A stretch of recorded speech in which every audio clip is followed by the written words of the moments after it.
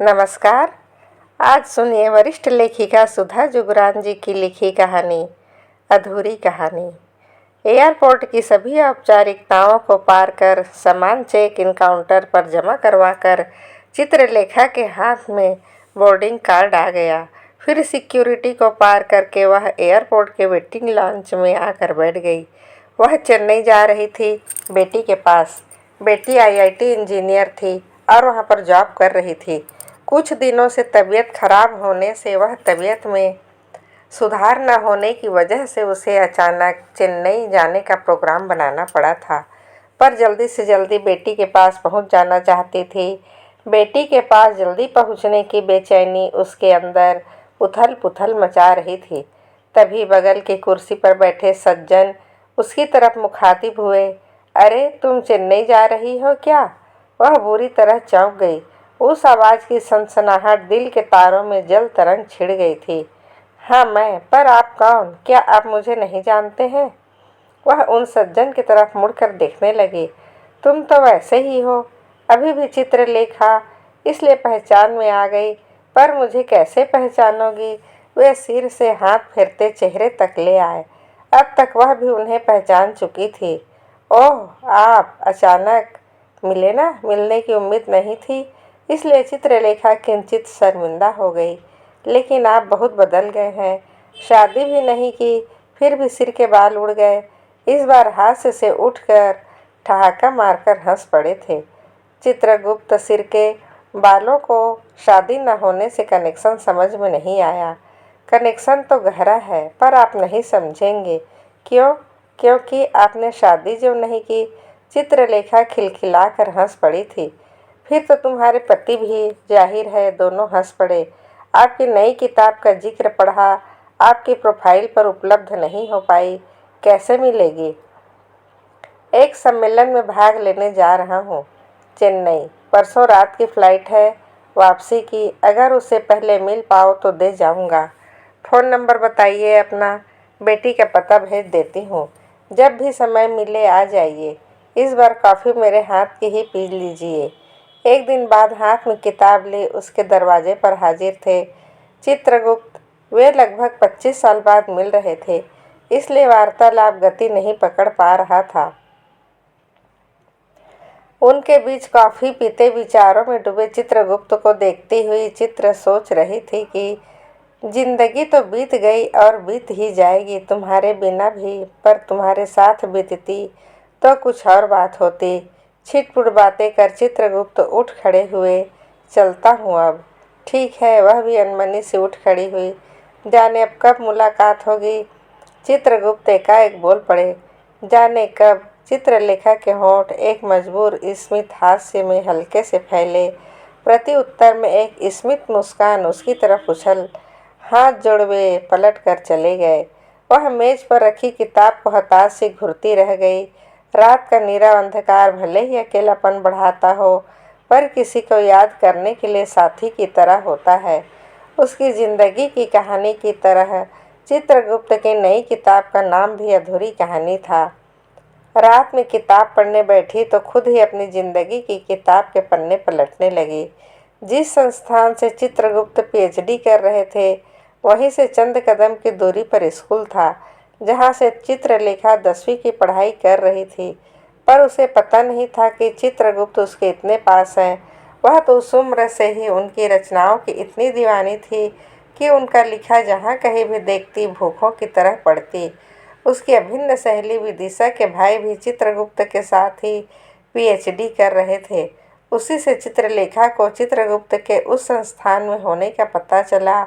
उस छोटी सी उम्र में भी वह कभी उनको आते जाते देख लेती तो मदहोश हो जाती। लेकिन चित्रगुप्त के लिए 10वीं में पढ़ने वाली चित्रलेखा निहायत ही बच्ची थी। सहेली विदिशा जब तब उसे छेड़ देती। पता नहीं क्या देखता है तुझे इस काले कलूटे में? नाम भी तो देखो, चित्रगुप्त। लगता है जैसे इतिहास के पन्नों से सीधे बाहर निकल आया हो। वैसे तेरा नाम भी चुन कर रखा है अंकल आंटी ने। चुप, खबरदार। मेरी सांवली सलोने को काला कलूटा कहा। टॉल, डार्क एंड हैंडसम कितना शानदार लगता है।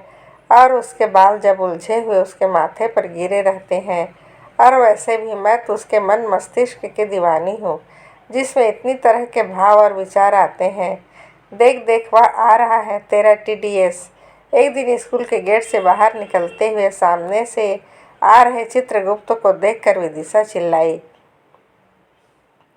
चित्रगुप्त विदिशा के भाई के दोस्त थे, इसलिए आज उसने चित्र को धकेलते हुए ले जाकर चित्रगुप्त के सामने खड़ा कर दिया।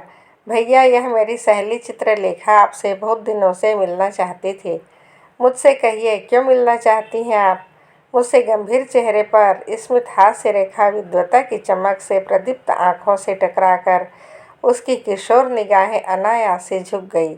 नाजुक गुलाबी अधर किसी तरह फड़फड़ाए। जी, आपका ऑटोग्राफ चाहिए था। आपकी सारी रचनाएं पढ़ती हूँ मैं। बच्चों की बात समझ मंद मंद मुस्कुराते चित्रगुप्त ने अपना ऑटोग्राफ दे दिया था, लेकिन वह और भी तड़प गई थी। पूरे समय न जाने कितनी बार अपने नाजुक अधरों से उसका नाम चूमती रहती। अगले 2 सालों में चित्रलेखा ने 12वीं के बाद उसी कॉलेज में दाखिला ले लिया था जहाँ से चित्रगुप्त PhD कर रहे थे, लेकिन चित्रगुप्त उसे कभी नजर नहीं आए। शायद उनकी PhD पूरी हो गई थी। चित्रलेखा तड़पती रह गई। न जाने कहाँ रहते हैं। पत्रिकाओं में उनकी तस्वीर देखती तो दिल से लगा लेती, आंखें भीग जाती। पर यह कहानी शायद तब खत्म हो भी जाती, पर इसे तो खत्म होना ही नहीं था, बल्कि अधूरी रहना था। ग्रेजुएशन के बाद MBA कर वह एक FMGC कंपनी में नियुक्त हो गई। उस समय ब्रांड मैनेजर के पद पर पदस्थ थी। जब अपने किसी प्रोडक्ट की शिकायत को लेकर बार बार उससे मिलने को उतारू जिद्दी कस्टमर की जिद पर वह अपनी कंपनी के रिसेप्शनिस्ट को एक दिन डांट रही थी। अरे, आप मुझसे कैसे किसी को मिलाने की बात कर रही हैं? चित्रलेखा रिसेप्शनिस्ट मिस रीमा पर झुंझला रही थी। प्रोडक्ट मैंने नहीं बनाया है, कंपनी ने बनाया है। उन्हें कहो कि जाकर कस्टमर केयर में शिकायत करें। लेकिन मैम, वे तो जिद पाले बैठे हैं कि वे आपसे मिलकर ही रहेंगे। बड़े अजीब से इंसान हैं। कुछ कुछ दार्शनिक टाइप के कहते हैं आपके हेयर कलर ने उनके बालों को खराब कर उनकी सामाजिक छवि को नुकसान पहुंचाया है। यह कैसी शिकायत है? उनके पुराने प्रोडक्ट के बदले नया प्रोडक्ट मिल जाएगा। पता नहीं, कहते हैं नया प्रोडक्ट उनकी बिगड़ी हुई सामाजिक छवि की भरपाई नहीं कर सकता। बाल स्ट्रेट से कुछ कुछ कर्ली हो गए हैं। कहते कहते रीमा हंसने लगी। मुस्कुरा तो चित्रलेखा भी गई। मैम, एक बार मिल लीजिए। मिस्टर चित्रगुप्त से कई चक्कर लगा चुके हैं, आज भी यहीं बैठे हैं धरना देकर। सुनकर कुछ कसमसा गया चित्रलेखा के अंदर। ठीक है, भेज दो उन्हें। थोड़ी देर बाद आगंतुक उनके सामने था। कहिए, लैपटॉप पर नजरें गड़ाए चित्र बोली। मैडम, आप पल भर के लिए आंखों को थोड़ा विराम देंगी तो मैं अपनी बात कह सकता हूँ। जानी पहचानी आवाज़ कहीं हृदय की गहराइयों से रास्ता टटोलती हुई सतह पर आकर कानों में रस घोल बैठी। उसने तड़प कर आगंतुक की तरफ देखा। आप? उसकी आंखें आश्चर्य से फैल गई।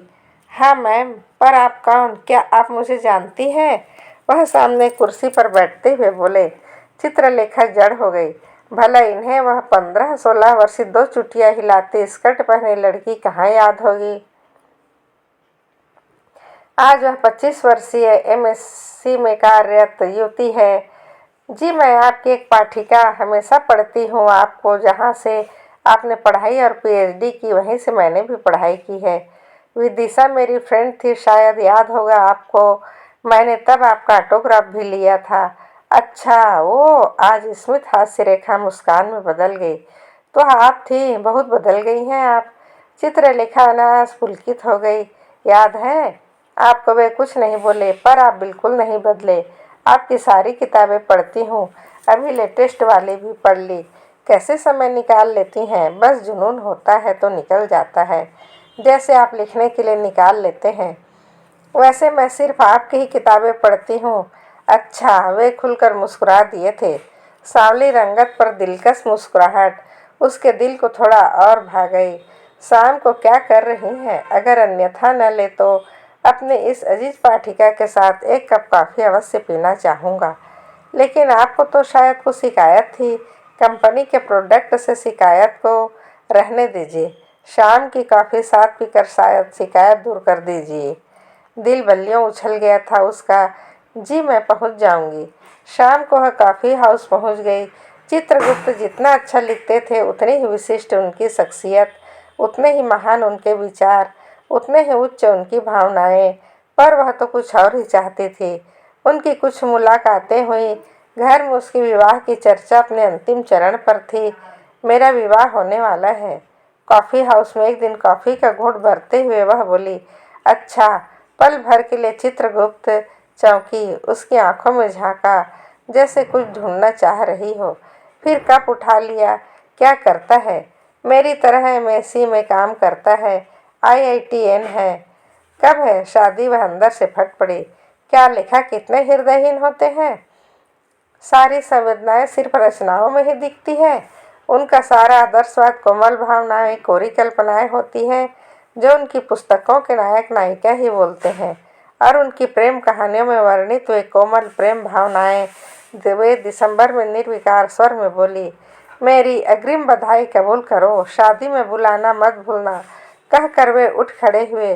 बहुत कुछ बोलना चाहती थी वह, पर चित्रगुप्त के विराट व्यक्तित्व, कुछ उनका मितभाषी स्वभाव और कुछ उन दोनों के बीच आयु का बड़ा अंतराल ने होठों पर चुप्पी के ताले लगा दिए।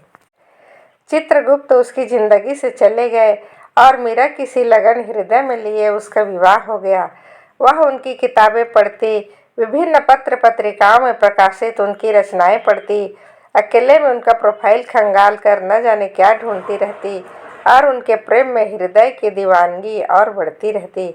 पति, बच्चों या गृहस्थी से प्यार ना हो ऐसा तो हो ही नहीं सकता। यह तो सांसों के आरोह अवरोह हैं जो हर क्षण एहसास में समाये रहते हैं। पर इनके साथ प्यार में अचानक कहाँ डूबते हैं। इनके साथ तो प्यार की शुरुआत होती है और चित्रगुप्त के प्यार में तो वह अचानक डूब गई थी आकंठ तक, और संभलने का मौका तक न मिला था। बहुत चाहा खुद को बहलाना, पर मीरा तो कृष्णमय हो चुकी थी। दिन, महीने, साल गुजरते चले गए और फिर आज मिले 25 साल बाद। वह चित्रगुप्त में आते ही परिवर्तन को लक्षित करती रहती थी। उनकी फोटो के जरिए बाल गिरते जा रहे थे, चांद दिखने लगी थी, सांवली रंगत गहरी होती जा रही थी। विदिशा की बात अक्सर याद आ जाती। आखिर क्या दिखता है तुझे इस काले कलुटे में? पर जो उसकी आंखें देखती थी वह उसे कहाँ दिख पाता था। एकाएक वही स्मृतियों के कारागार से वर्तमान के कठोर धरातल पर आ गिरी, जहाँ चित्रगुप्त बस अब एक परछाई की तरह थे। उसने किताब का पहला पन्ना पलटा।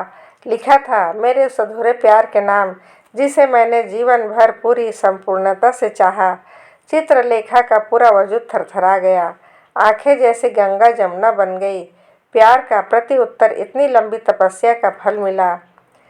फल मिला भी तो कब, जब जिंदगी का अधिकांश सफर तय कर लिया। क्यों किया चित्रगुप्त आपने ऐसा? वह फपक पड़ी। क्यों रखा हमारी कहानी को अधूरा? क्या कमी थी मेरी तपस्या में कि विश्वामित्र की समाधि भंग न कर पाई? अब इस छटपटाहट के साथ बाकी की जिंदगी कैसे जीऊंगी? आंसुओं डूबी चित्रलेखा ने किताब को दोनों बाहों में भी छाती से चिपका लिया, जैसे प्रिय को बाहों में समेट लिया हो। आंखें बंद कर जलधाराओं को अविरल बह जाने दिया और महसूस करने लगी जैसे चित्रगुप्त ने अपनी चित्रलेखा को बहुत कोमलता से अपनी बाहों में समेट कर सीने में छिपा लिया हो। काश एहसास कि यह लम्हे कभी खत्म न होते, जैसे उनकी कहानी फिर भी खत्म नहीं हुई थी बल्कि अधूरी रह गई थी। अभी आप सुन रहे थे वरिष्ठ लेखिका सुधा जुगरान जी की लिखी कहानी अधूरी कहानी। इसी तरह की कहानी सुनने के लिए हमारे चैनल को सब्सक्राइब कीजिए, लाइक कीजिए।